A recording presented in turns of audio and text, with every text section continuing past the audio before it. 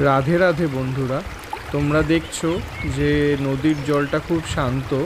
আবার এই নদীকেই যদি আমরা বর্ষাকালে দেখি তখন দেখব নদীতে প্রচণ্ড প্রবাহ।